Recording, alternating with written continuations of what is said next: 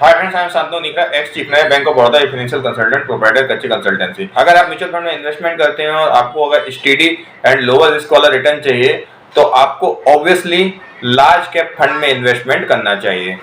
तो आज मैं लार्ज कैप फंड्स के बारे में पूरी जानकारी दूंगा। इसमें सबसे पहले बात करती है कि लार्ज कैप फंड्स होते क्या हैं। देखिए, जो लार्ज कैप म्यूचुअल फंड्स होते हैं उसमें 80% इन्वेस्टमेंट लार्ज कैप कंपनीज में होता है और रिमेनिंग 20% फंड मैनेजर के ऊपर होता है कि वो डेप्थ में डालना है या मिड कैप में डालना है या स्मॉल कैप में डालना है। अब बात आती है कि लार्ज कैप कंपनी क्या होती है। तो लार्ज कैप कंपनी जो कैपिटलाइजेशन वाइज टॉप 100 कंपनी होती हैं शेयर मार्केट की, इंडियन स्टॉक मार्केट की जो टॉप 100 कंपनी है, फर्स्ट टू 100 मार्केट कैपिटलाइजेशन, उनको लार्ज कंपनीज कहते हैं। तो 80% इसमें होता है। ये मैं सलाह क्यों दे रहा हूँ, क्यों हमें लार्ज कैप कंपनीज में इन्वेस्ट करना चाहिए। सबसे पहली बात आती है क्योंकि ये कंपनियां बड़ी होती है तो इनका मैनेजमेंट बेटर होता है, ठीक है, और इनकी कैपेसिटी अच्छी होती है तो इनका ये अच्छे टैलेंट को हाई रेट पर भी, हाई सैलरी पर भी एक्वायर करते हैं। इसमें ट्रांसपेरेंसी अच्छी होती है। इनकी लॉन्गेविटी देखा जाए तो ये काफी पुरानी कंपनियां होती हैं। फिर अगर फाइनेंशियल क्राइसिस आता है तो इनका फंड रेज करने की कैपेसिटी भी काफी अच्छी होती है। इनको इजीली फंड मिल जाता है बैंक से, फाइनेंशियल इंस्टीट्यूशन से, बाय आईपीओ। और हाँ, लास्ट एंड मोस्ट इंपॉर्टेंट, इनका जो भी फाइनेंशियल्स होता है, वो परफॉर्मेंस होता है या रिलेटेड न्यूज होती है, वो पब्लिक डोमेन में अवेलेबल होती है, इतनी प्राइस सेंसिटिव कम होती है।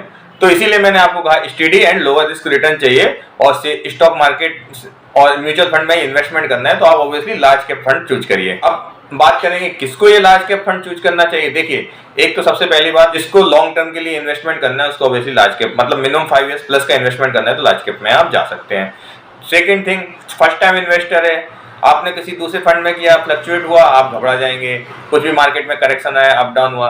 ये लार्ज कैप में इतना ज्यादा ना करेक्शन आता है ना इतना ज्यादा, बहुत ही ज्यादा एक्सेप्शनल ग्रोथ मिलती है, मतलब स्टेडी रिटर्न रहता है। जिसको कम रिस्क चाहिए उसको भी लार्ज कैप फंड में इन्वेस्ट करना चाहिए।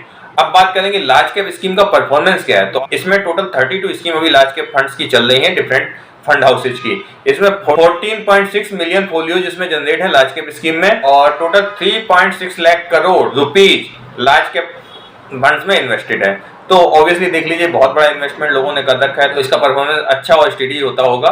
तो जिसको स्टेडी और लोअर रिस्क रिटर्न चाहिए वो लार्ज कैप में इन्वेस्ट करिए। इसके बारे में मैंने डिटेल दे दी और हमारे कच्छ कंसल्टेंसी द्वारा भी म्यूचुअल फंड इन्वेस्टमेंट की सारी सर्विसेज प्रोवाइड की जाती है, तो आप मुझे भी कांटेक्ट कर सकते हैं। हमारी प्रेजेंस सोशल मीडिया पर फेसबुक, इंस्टाग्राम, यूट्यूब सभी पर कच्छ कंसल्टेंसी नाम से है, तो आप मुझे वहां पर फॉलो कर सकते हैं। And finally thank you so much.